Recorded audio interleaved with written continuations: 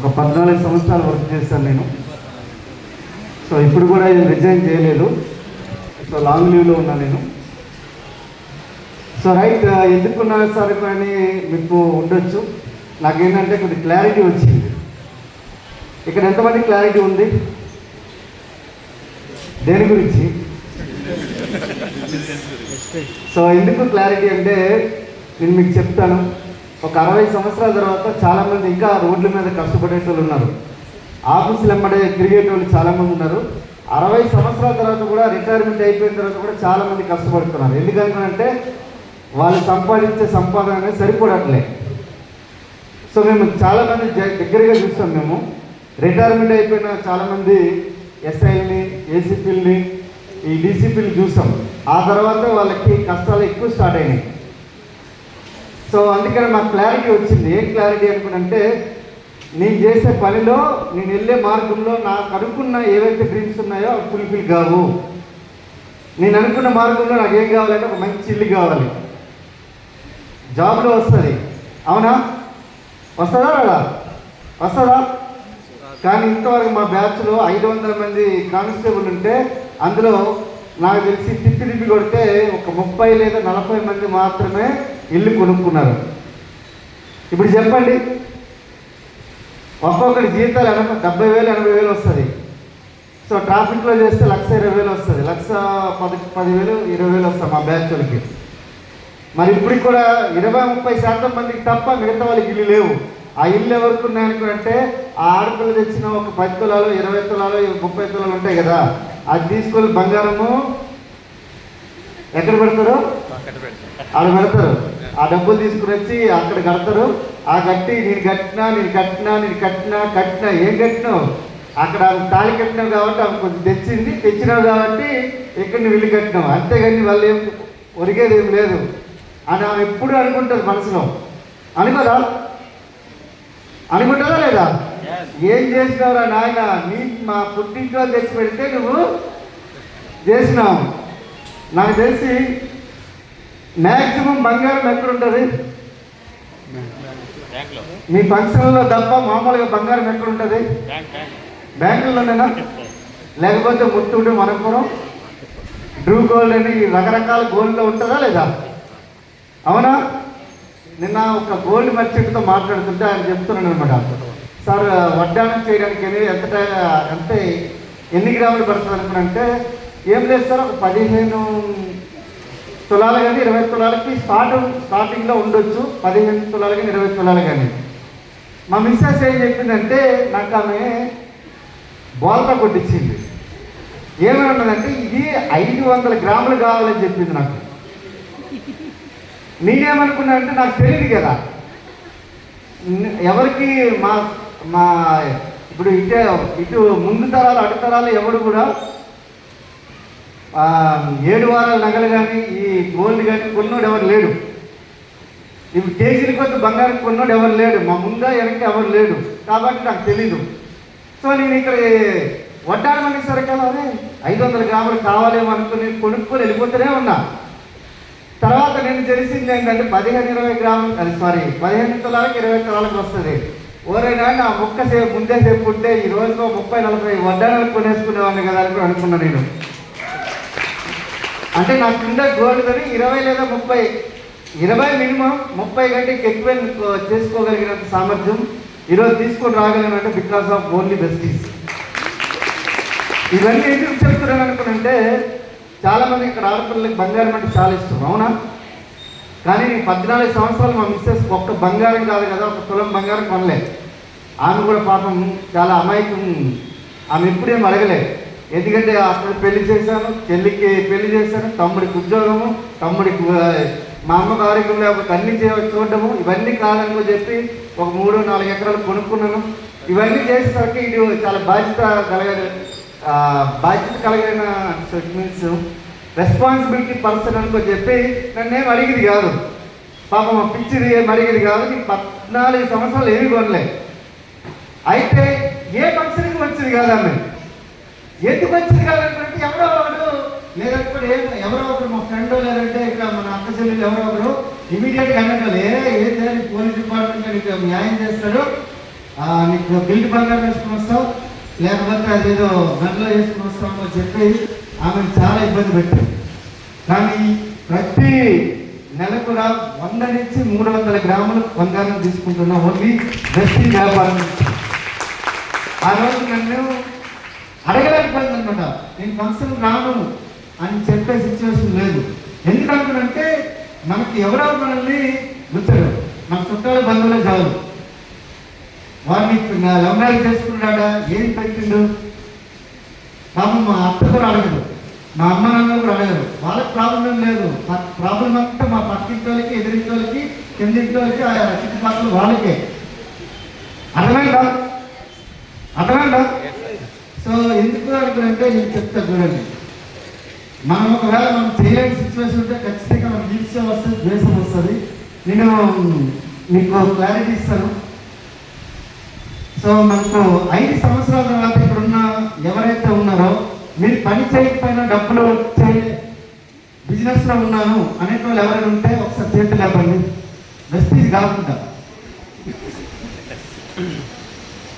లేదు కదా. వాళ్ళు ఇక్కడ 1,00,000 నుంచి 1,00,000 కంటే ఎక్కువ సంపాదించడం ఎవరండి చేతులు లేపండి. మీరు ఇప్పుడు 1,00,000 సంపాదించవచ్చు, లేదంటే 2, 3 లక్షలు, 5 లక్షలు, 10 లక్షలు సంపాదించవచ్చు. నెక్స్ట్ డే వెళ్ళకపోతే మీ ఇన్కమ్ వస్తుందా? రాదు. ఎందుకు అనుకునంటే ఈ రోజున్న రిచ్ పీపుల్ అందరూ చేసే పని ఏంటంటే ఆర్గనైజేషన్ డెవలప్ చేస్తారు వాళ్ళు. మనం ఏం చేస్తాం అనుకునంటే, ఇప్పుడు నేను 14 సంవత్సరాలు చేసిన కదా, ఒక్కరోజు సెలవు పెడితే నెక్స్ట్ డే మా కమిషనర్ ఆఫీస్ నుంచి ఒక నోటీస్ వస్తుంది, నువ్వు చేస్తావా, ఉంటావా, ఊడతావా అని అడుగుతారు. మనకి గవర్నమెంట్ ఉద్యోగస్తులు చాలా మంది ఉండొచ్చు. ఇప్పుడు చాలా కఠినంగా అయిపోయింది బిజినెస్, జాబ్. మేము ఎంత కఠినంగా అనుకున్నానంటే, ఇప్పుడు ఎక్కడికి వెళ్ళినా ఇలా లైవ్ ఫోటో పెట్టి, జియో ట్యాగ్ పెట్టి, ఇక్కడ నేను బీ డ్యూటీలో ఉన్నాను చెప్పాలి. లేదనుకుంటే ఇప్పుడు మన టీచర్స్ అందరూ కూడా ఏది తమ్ముడు ప్రెస్ చేయాలి. అన్ని సంవత్సరాలు చేసినా కూడా పరిస్థితి సిచ్యువేషన్ ఎట్లా ఉందంటే చెప్పలేము. ఏదైనా అబ్నార్మల్ పరిస్థితి ఏమైనా జరిగితే చెప్పలేము. ఇప్పుడు మా సీనియర్ బ్యాచ్ ఆయన ఒక ఆయన పొడి చేసినాడు, మన పల్లి మా బ్యాచ్ సీనియరే, 1 year సీనియర్గా పొడి చేసినాడు. ఆయనకి అన్ఎక్స్పెక్టెడ్గా అనుకోకుండా ఆయన బ్రతకాల్సింది, చనిపోయాడు. ఎవరు మన పబ్లిక్ వాడు పట్టించుకోలేదు, చనిపోయాడు. అనుకోకుండా ఆయనకి 1,20,00,000, 50 లక్షల వరకు గవర్నమెంట్ అనౌన్స్ చేసింది. అట్లాంటి ప్రత్యేకమైన కేసులు ఉంటాయి తప్ప 80,000 మంది కానిస్టేబుల్కి అట్లాంటి సిచ్యువేషన్ ఉండదు. అలాగని ఐఏఎస్కి, ఐపీఎస్కి ఏమి ఉండదు. ఎందుకు అనుకోనంటే మనకు దినదినగా అంటే 3,000 lakhs లెక్క ఉండదు. ఎప్పుడు బిజీ ఉంటాం. ఇన్కమ్ మాత్రం 5 నుంచి 10 తారీఖులు అయిపోతుంది. సో నేనేం చేస్తున్నాను అనుకున్నంటే, ఈరోజు వెస్టీలో సుమారుగా 15 నుంచి 20 లక్షల రూపాయలు నేను పని చేసినా చేయకపోయినా వచ్చేటట్లుగా ఒక ఆర్గనైజేషన్ క్రియేట్ చేసిన. So that is the power of వెస్టీస్. మీరు నమ్మకం కుదరకపోతే ఎగ్జామ్ చెప్తాను చూడండి. నాకు ఒక టీం 5 లక్షల మంది ఉన్నారు. రోజు వాళ్ళు ఏం చేస్తారంటే పొద్దున్నే లేచి వెంటనే స్నానాలు చేస్తారు. ముందు బ్రష్ చేసుకుంటారు, ఆ తర్వాత స్నానం చేస్తారు. అవి వెస్టీస్ సబ్బు, షాంపూ, పేస్ట్లో చేస్తారు కాబట్టి మినిమం ఒక 500 రూపాయలు పర్చేజ్ చేసినా ఎంత టర్నోవర్ అవుతుంది? ఎంత అవుతుంది చెప్పండి. 5 లక్షలు ఇంటూ 250 రూపాయలు, 5 లక్షలు ఇంటూ 500 రూపాయలు ఎంత అవుతుంది?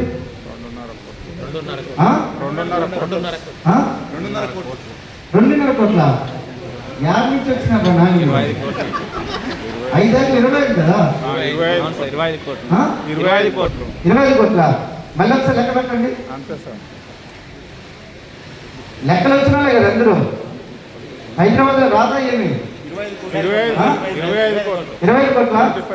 25 కోట్లు 500 రూపాయలు పర్చేజ్ చేసినా 25 కోట్లు అవుతుంది. అవునా కదా? మన వాళ్ళు 500 రూపాయలు పర్చేజ్ చేస్తారా? ఈరోజు బుకింగ్ కావాలి 500 నుంచి 1000 రూపాయలు ఉందా లేదు బయట? అవునా కదా? మినిమం 1000 రూపాయలు పర్చేజ్ చేసినా ఇంచుమించుగా 250 కోట్లు టర్నోవర్ అవుతుంది. కానీ నేను లాస్ట్ ఇయర్ నా టర్నోవర్ ఎంతంటే 110 కోట్లు నా టర్నోవర్ అయింది. సో 110 కోట్లలో ఏం జరిగిందంటే ఒక 414 మంది కారు తీసుకున్న వాళ్ళు వచ్చారు. బాగుందా? తీసుకున్న వాళ్ళు కాదు, తీసేసుకున్న వాళ్ళు వచ్చారు.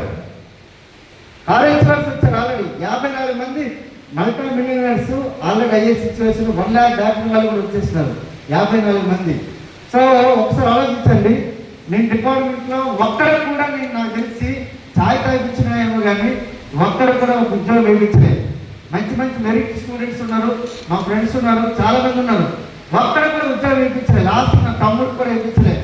వాడు ఏం చేసినంటే నేను ఎక్కడో వేరే దేశంకి పంపించి అక్కడ కూలీనాలు చేసుకుంటే వాడు చెప్పిన ఎవరైనా ఆడ ఎక్కడో కష్టపడేది కాదు, ఇక్కడ మంచి వ్యాపార అవకాశం ఉంది, మనకి ఇక్కడికి వచ్చే కలిసి పని చేసుకుందాం అని చెప్పి మొన్న చెప్పిన వచ్చేస్తున్నానని చెప్పిండు. ఒకసారి ఆలోచించండి, వాళ్ళకి ఇప్పుడు 1,80,000 వస్తుంది. బయట ఎక్కడ ఓన్లీ మనకు డబ్బులు సంపాదించడానికి దేశాన్ని మారుస్తున్నాం, ప్రోడక్ట్ మార్చలేమా? మార్చొచ్చా లేదా?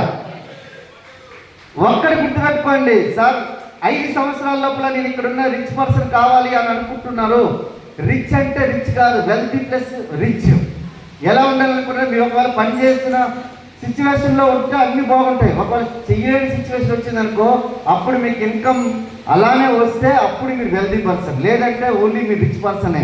ఒకవేళ మీ దగ్గర ఆస్తులు ఉంటే, లేదంటే ఏం చేయలేను.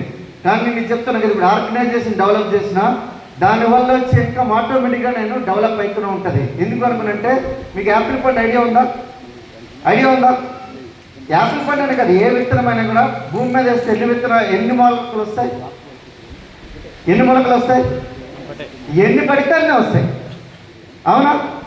ఎన్ని పడితే అన్నీ వస్తాయి. ఒకవేళ 4 వేసినప్పుడు 4 వస్తాయి. ఆ 4 నుంచి ఒకవేళ మొక్కలై మహావృక్షాలు అయిపోతే ఎన్ని పండ్లు వస్తాయి? లెక్క పెట్టగలుగుతారా?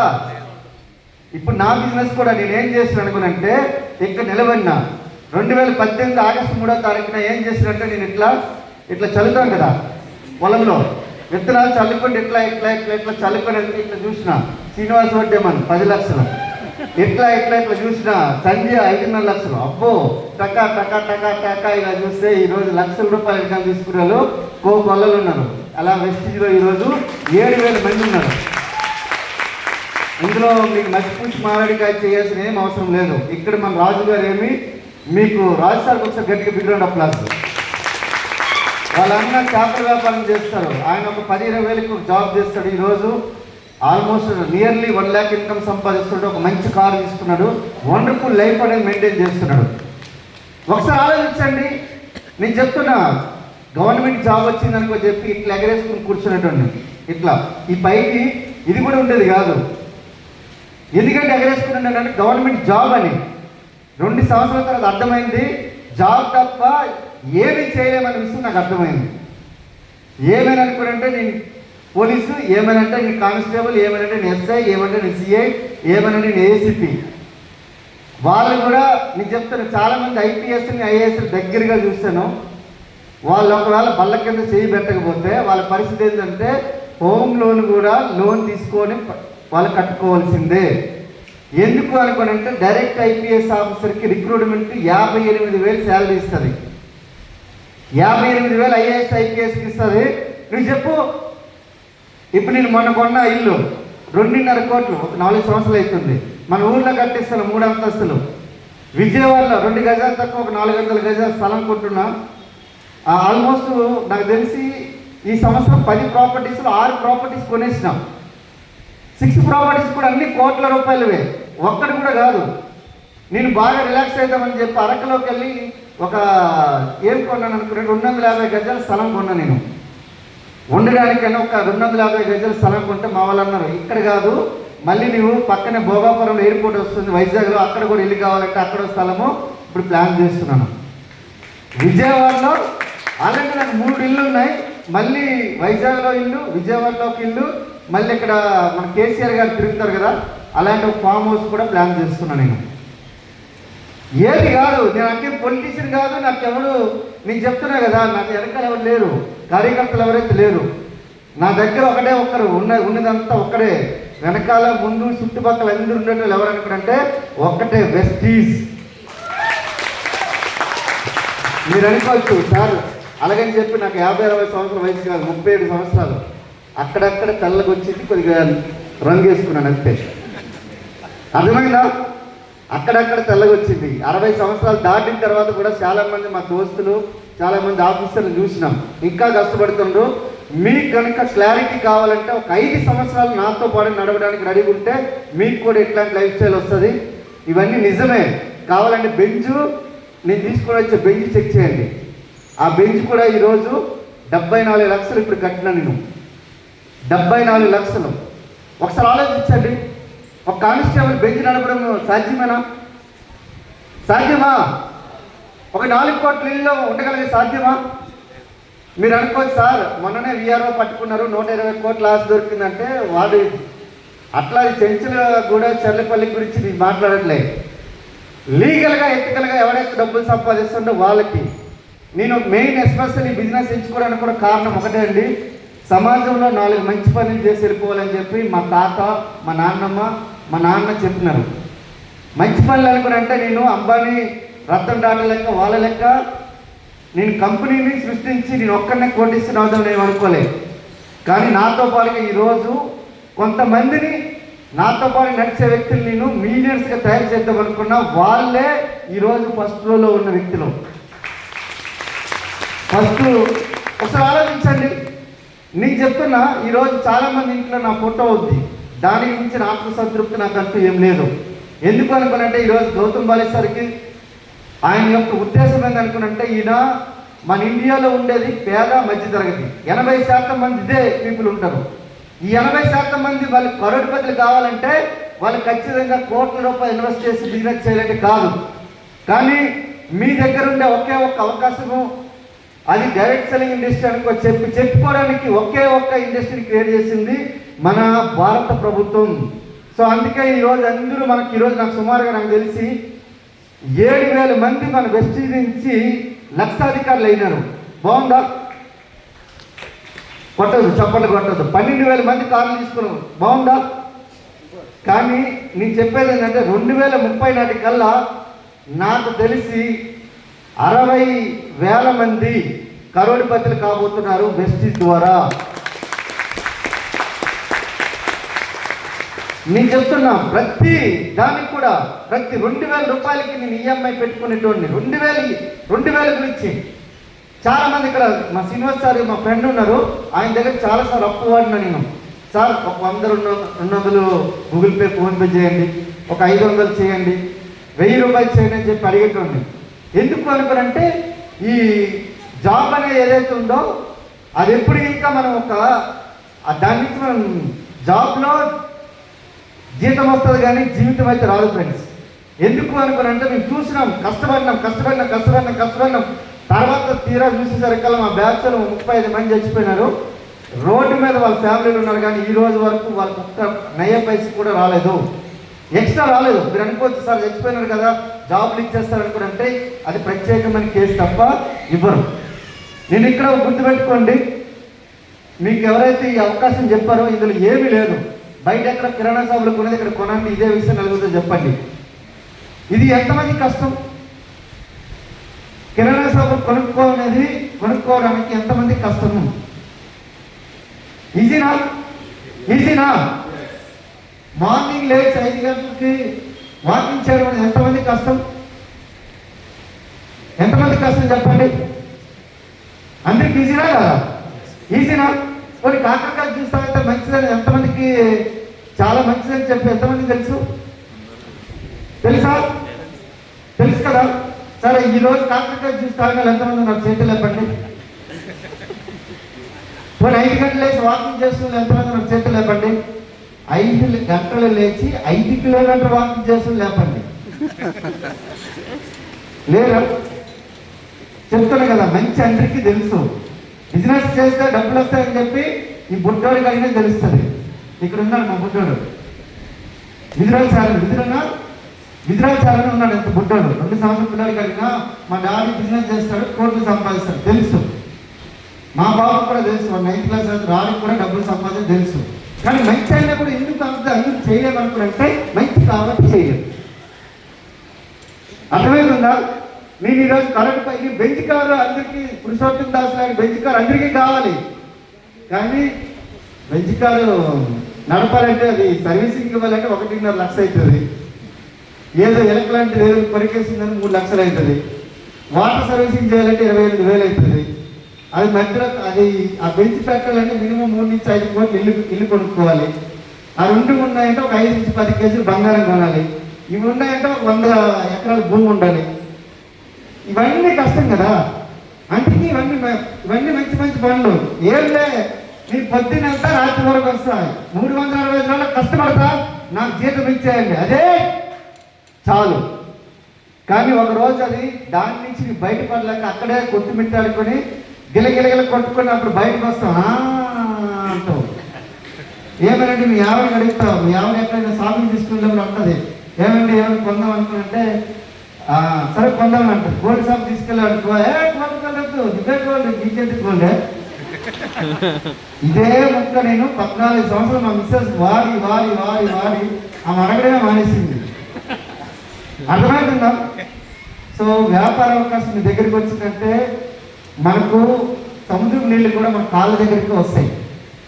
మనం ఈజీగా తీసుకున్నామా ఈజీ ఉంటుంది, కానీ కెరటం వచ్చి తిరిగి కొట్టేందుకు తిప్పి కొడితే నేను చెప్తాను, కళ్ళతో చూసాను. మా సొంత అన్న చనిపోయాడు, మా సొంత అన్నయ్య పెదనాన్న కొడికే, ఆయనకి ఇలా తిప్పి కొడితే ఒక కెరటమే, సునామీ అక్కర్లేదు, కెరటం కొడితే చనిపోయాడు ఆయన. అట్లనే వ్యాపార అవకాశం కూడా మీకు ఒక పక్షి లాంటిది, ఒక దగ్గర ఎప్పుడు ఉండదు. మీ దగ్గరికి వచ్చింది అనుకోనంటే అది మీ అదృష్టం, రాలేదు అనుకున్నా మీ అదృష్టమే. ఎందుకంటే కొద్ది రోజులు మీరు ఒక మంచి జీవితాన్ని కాకుండా ఒక దుర్భరమైన జీవితాన్ని అలాగే బతకాలని అనుకుంటున్నాను. ఎందుకంటే నేను ఆల్మోస్ట్ నాకు 14 సంవత్సరాలు డిపార్ట్మెంట్లో ఉద్యోగం ఉన్నప్పుడు సింగిల్ రూమ్లో ఉండేటండి. ఎవరైనా మా ఫ్రెండ్స్ వస్తే వచ్చే రానిచ్చేటోని కాదు, ఎవరైనా ఛాయ్ కడిగినా నేను వాళ్ళకి రానిచ్చేటోని కాదు. ఇవన్నీ ఎందుకు మీకు చెప్తున్నాను అంటే ఇక్కడ చాలా మంది మన అక్క చెల్లెలు కానీ అన్నదమ్ములు కానీ లేకపోతే పెద్దవాళ్ళు కానీ ఒక లైఫ్ స్టైల్ అనేది ఇక్కడ ఎవరైతే చూపించారో వాళ్ళందరికీ కూడా క్లారిటీ ఉంది. Clarity precedes success. మీకు ఎవరైతే క్లారిటీ ఉంటుందో 5 సంవత్సరాల తర్వాత నా లైఫ్ స్టైల్ ఎట్లా ఉంటుంది అని మీకు డిసైడ్ అయిపోతే ఈ బిజినెస్ మీకు కావాలి. లేదు సార్ అంటే నాకు మీకు కాదు ఇది. సో మీరు వెళ్ళి బయటకు వెళ్ళి ఛాయ్ తాగి మీ ఇంటికి వెళ్ళిపోవచ్చు. 50 రూపాయలు అయినా టికెట్ పెట్టి వచ్చారు కాబట్టి 50 రూపాయలకి కూర్చోందా చెప్పాను, అయిపోయింది. ఓకే, గుర్తుపెట్టు, క్లారిటీ ప్రిసీడ్స్ సక్సెస్. మీరు 5 సంవత్సరాల తర్వాత మీరు ఎట్లాంటి లైఫ్ స్టైల్ మీకు కావాలి అని డిసైడ్ అయితే ఈ బిజినెస్ మీకు లేదనుకుంటే వద్దు, మీరు తీసుకోవద్దు. కావాలనుకుంటే మీకు ఎవరైతే పిలిచారో వాళ్ళ దగ్గర ఒక అర్ధగంట కూర్చోండి, ఇంకా ఈ బిజినెస్ లో ఏం చేస్తే మనకు సక్సెస్ కావచ్చు, ఎలా చేస్తే కావచ్చు, వాట్ డు వీ డూ, మనం ఏం చేస్తే సక్సెస్ కావచ్చు అని చెప్పి ఒకసారి చర్చించండి. సో మాట్లాడదాం. So thank you very much and back to the